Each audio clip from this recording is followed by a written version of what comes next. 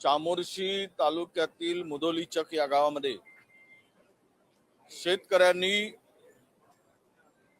जमीन अधिग्रहणाला MIDC ला देण्यासाठी विरोध केला आणि फार प्रचंड मोठा गोंधळ त्या ठिकाणी निर्माण झाला। 4 जूनला त्या भागातील जवळपास 20 गावातील शेतकरी ठिय्या आंदोलन करतात। सहपालकमंत्री आशिष जयस्वालनी 3 महिन्याची स्थगिती घोषित केली आणि त्यानंतर सुद्धा जमीन अधिग्रहणासाठी मोजणीसाठी शासनाचं पथक जातं। म्हणजेच मला असं वाटतं की सरकारने दिलेली स्थगिती ही शेतकऱ्यांची फसवणूक होती का? जर स्थगिती दिली होती लेखी स्वरूपामध्ये शेतकऱ्यांना, मग मोजणीसाठी पथक का पाठवलं? काल सर्व पथकाला गावकऱ्यांनी डांबून ठेवलं आणि अधिग्रहणाला विरोध केला। सरकारची बळजबरी काय गडचिरोली जिल्ह्यातील जमीन अधिग्रहणासंदर्भात?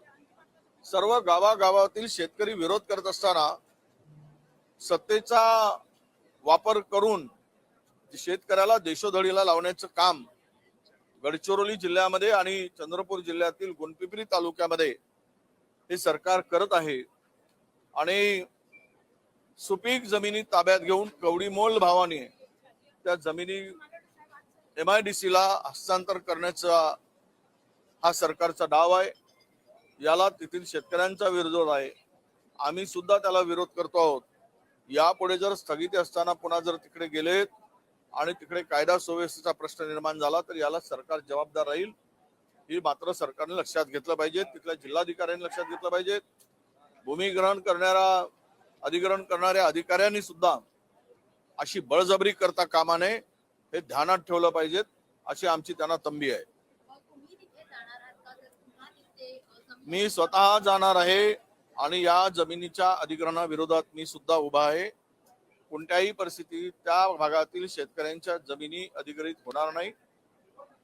जबरदस्तीनं तुम्ही शेतकरी जर तयारी असेल तर तुम्ही करा, पण शेतकऱ्यांचा विरोध असताना अशा पद्धतीनं मस्ती करणं हे सरकारची दादागिरी आहे, ती आम्ही खपवून घेणार नाही।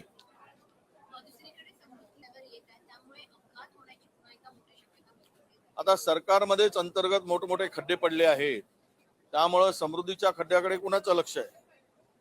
ते स्वतःचेच खड्डे बुजवण्यामध्ये फार व्यस्त आहेत। आपसातल्या मारामाऱ्या प्रचंड वाढल्या आहेत। काल परवा ज्या काही घडामोडी राज्यामध्ये घडतायत आणि तिकडूनच सत्ताधारी फार अस्वस्थ आहेत, सत्ताधारी आमदारही अस्वस्थ आहेत काय होत आहे म्हणून। आणि या सगळ्यामध्ये हे सरकार सगळ्या गोष्टीमध्ये अपयशी ठरलेलं आहे। समृद्धीवरचे खड्डे हे सुद्धा दर्शवतात की करोडो रुपये पाण्यात गेलेत, काम निकृष्ट दर्जाचं झाला आणि कमिशन मात्र प्रचंड वाढल्याचं हे लक्षण आहे। आणि कमिशन खोरीमुळेच ही सर्व रस्त्याचं चाळण होत आहे। कारण कंत्राटदाराकडून 25-25, 40-40% जर कमिशन खाणार तर रस्ते कसे होतील? रस्त्याचा दर्जा कसा असेल? यामुळे महाराष्ट्राची एकूणच लूट चालली आहे आणि हे जनतेला भोगावं लागतंय, हे या महाराष्ट्राचं दुर्दैव आहे।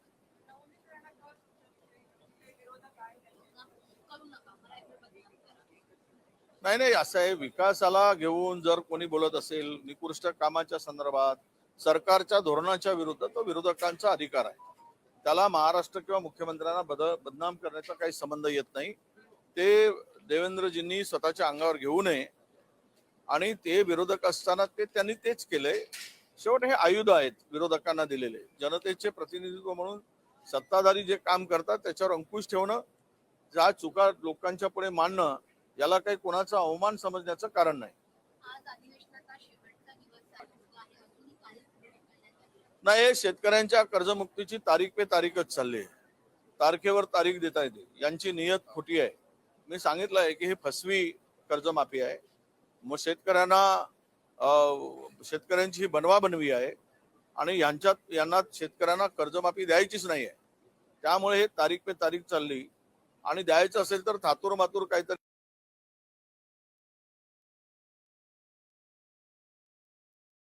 करून लोकांच्या शेतकऱ्यांच्या तोंडाला पानं पुसण्याचं या सरकारची भूमिका आता मला दिसते आहे. नाहीतर कधी घोषणा झाली, कॅबिनेटचा निर्णय कधी झाला, एवढे दिवस का लागतात, मग अधिवेशन आला, मग आता अधिवेशनानंतर सांगितलं आणि तुम्ही त्या दिवशी सांगितलं की आम्ही काम सुरू केलं आहे. कुठे सुरू झालंय, कोणाच्या खात्यात पैसे? आज शेतकरी हंगामाची वाट बघतोय, त्याला कर्ज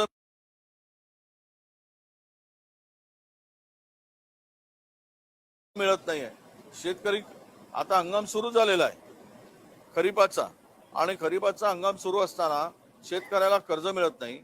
कर्जमाफी झाली म्हणून शेतकऱ्यांनी पैसे भरले नाहीत, आज त्याच्या घरात काही नाही आणि त्याला तुम्ही फसवताय, त्याची दिशाभूल करताय. हे पाप आहे, हे सरकारला हे भोगावं लागेल. इतका अक्षम्य पाप या सरकारकडून शेतकऱ्याच्या संदर्भात होताना दिसते.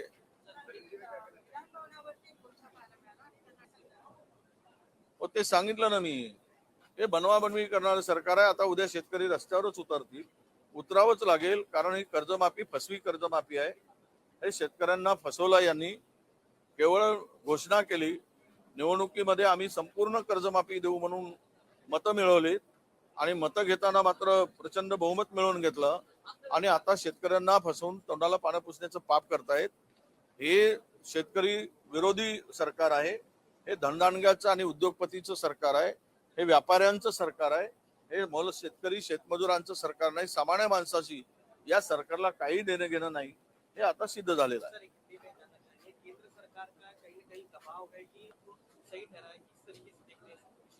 नहीं, ये तो केवल चर्चा चल रही है. कोई बोलते हैं पार्टी के लोग चर्चा नहीं चल रही, कोई कहते हैं चर्चा चल रही.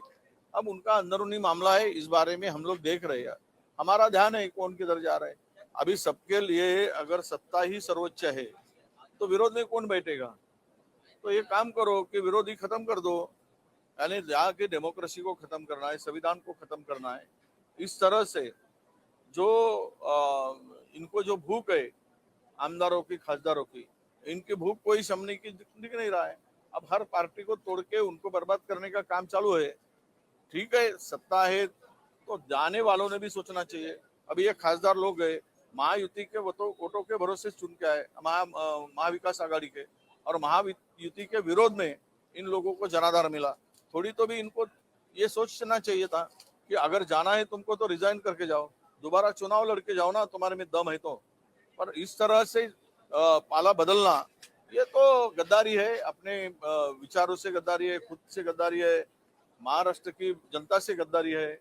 जिन्होंने वोटरों ने इनको वोट दिया उनके साथ में इन्होंने गद्दारी किया है. ये कोई छुपावा नहीं है. Thank you.